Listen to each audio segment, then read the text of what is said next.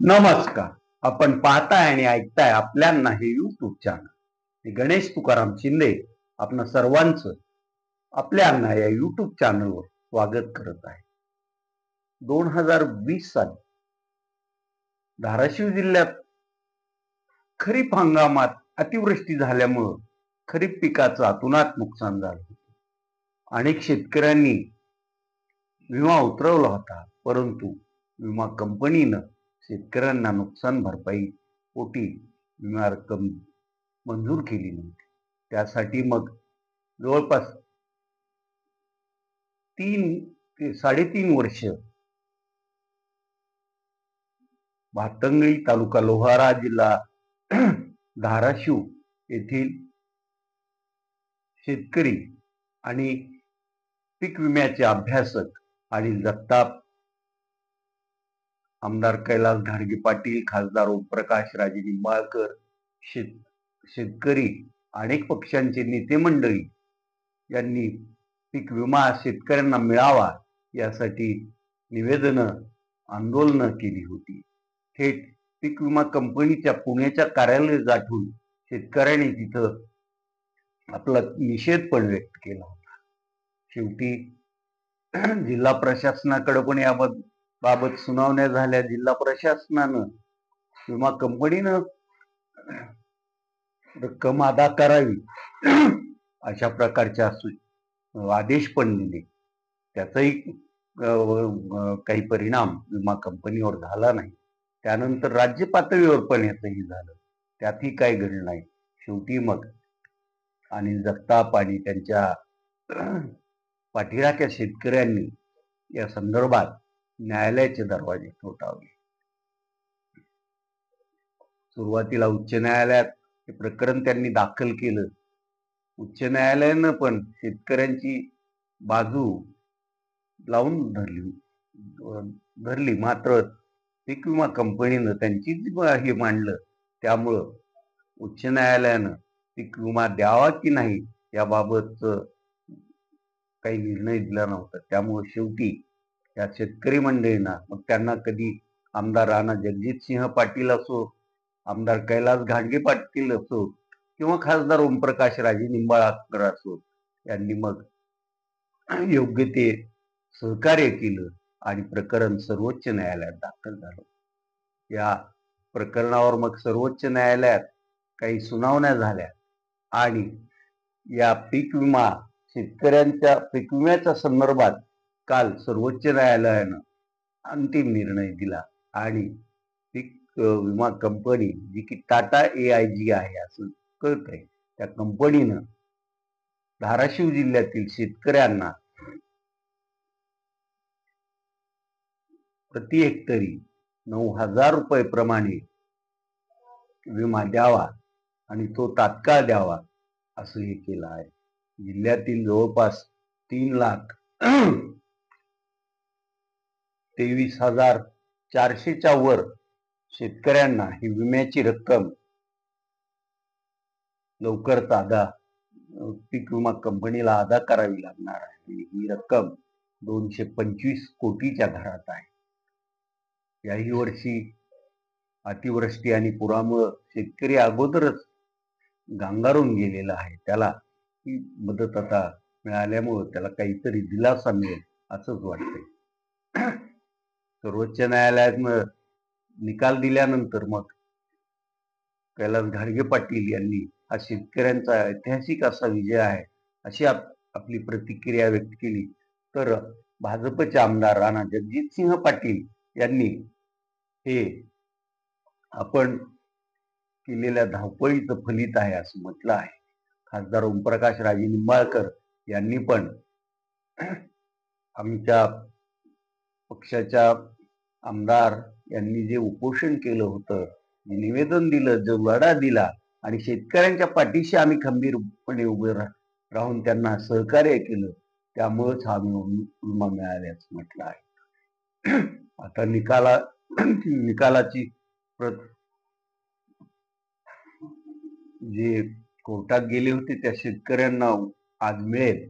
ही प्रत मग ते शासनाकडे आणि विमा कंपनीला पण देतील आणि लवकरच ही प्रति हेक्टरी 9,000 रुपयाप्रमाणे पीक विमा शेतकऱ्यांच्या खात्यावर लवकरच जमा होईल असं चित्र दिसतंय.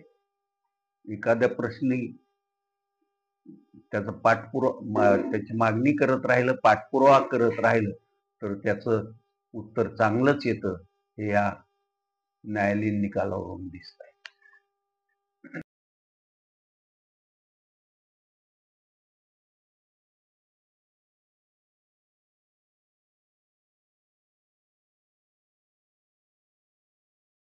दोन 2025चा दखलचा दिवाळी अंक हा मित्र आणि मित्रत्व या विषयावर वाहिलेला आहे. या अंकात मित्र आणि मित्रत्वासंबंधी अनेक प्रतितेश आणि नवोदितांचे पण लेख प्रकाशित करण्यात आलेले आहेत. हा दिवाळी अंक उद्या सोमवारपासून राज्यातील बहुतांशी बुक स्टॉल आणि मुख्य बुक स्टॉलवर उपलब्ध असणार आहे. कळंब नगर परिषदेच्या निवडणुकीत तसं पाहिलं तर नगराध्यक्षपद आणि एकूणच ह्याच्यात तिरंगी लढत होते असंच जे वातावरण तयार झालंय त्यावरून दिसतंय. यात भाजप शिवसेना महायुतीच्या उमेदवार कापसे, महाविकास आघाडी काँग्रेस शिवसेना उद्धव बाळासाहेब ठाकरे आणि काँग्रेसच्या महाविकास आघाडीच्या रश्मी संजय मुंदडा आणि थोडी राष्ट्रवादी काँग्रेसची आघाडी झाली आहे. त्यांच्या उमेदवार प्राध्यापिका मीनाक्षी श्रीधर भोर असाच हा तिरंगी सामना रंगणार आहे. तिघांच्याही कुटुंबात राजकीय वारसा आहेच. त्यात शिवाजी कापसे यांचं जवळपास एक दशकाहून अधिक काळ कळंब शहरावर तसं त्यांचा वरचष्मा आहे आणि तेही काही काळ स्वतः नगराध्यक्ष म्हणून त्यांनी काम पाहिलेलं आहे आणि त्यांचा पक्ष पण तसा सत्तेच्या त्याच्यातच होता असं चित्र आहे.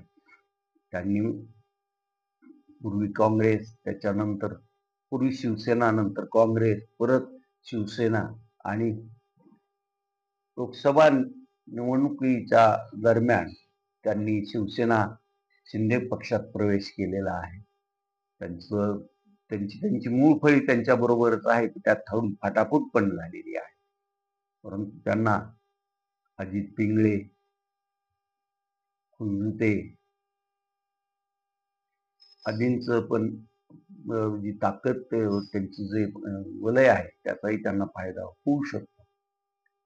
दुसऱ्या बाजूला रश्मी मुंदडा यांचे पती संजय मुंदडा हेही काही काळ त्यांनी नगराध्यक्ष म्हणून कळंब नगर परिषदेचं काम पाहिलेलं आहे. तसं धडपड्या नेता अशीच त्यांची कळंब शहरात प्रतिमा आहे आणि सर्वसामान्यांच्या मदतीला धावून जाणारा युवक अशी त्यांनी त्यांची स्वतःची प्रतिमा तयार केलेली आहे. त्याचबरोबर त्यांना धाराशिव कळंबचे आमदार कैलास घाडगे पाटील, धाराशिव लोकसभा मतदारसंघाचे खासदार ओमप्रकाश भूपालसिंह उर्फ पवनराजे निंबाळकर यांचं खंबीर पाठबळ आहे.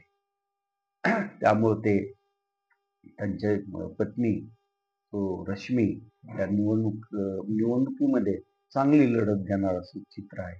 तर तिसऱ्या ज्या उमेदवार आहेत मीनाक्षी श्रीधर भोवर यांचे पती कळंब कृषी उत्पन्न बाजार समितीचे उपसभापती आहेत. त्यांचंही राजकारणात चांगला वावर असतो. त्यांची प्रियदर्शनी नागरी सहकारी बँक ही अनेकांच्या मदतीला धावून जाते असं त्यांचंही आहे आणि एकूणच भोवर कुटुंबाचं जे कळंब शहरात वलय आहे त्यामुळं त्याही या लढतीत असणारच आहे. परंतु मतदार राजा नेमका कोणाच्या पारड्यात थोडं अधिक मतदान करतो त्यावरच या तिघीपैकी कोण कळंबच्या नगर अध्यक्ष पदावर निवडून येणार हे चित्र ठरणार आहे. तर खाली जे नगरसेवक पदासाठीच्या उमेदवार रिंगणात आहेत, तसे तिन्ही यांनी तुल्यबळ असे उमेदवार दिले आहेत. तिथंही मग घासाघाशी आणि काटेकी टक्कर चालू असल्याचे चित्र दिसत आहे.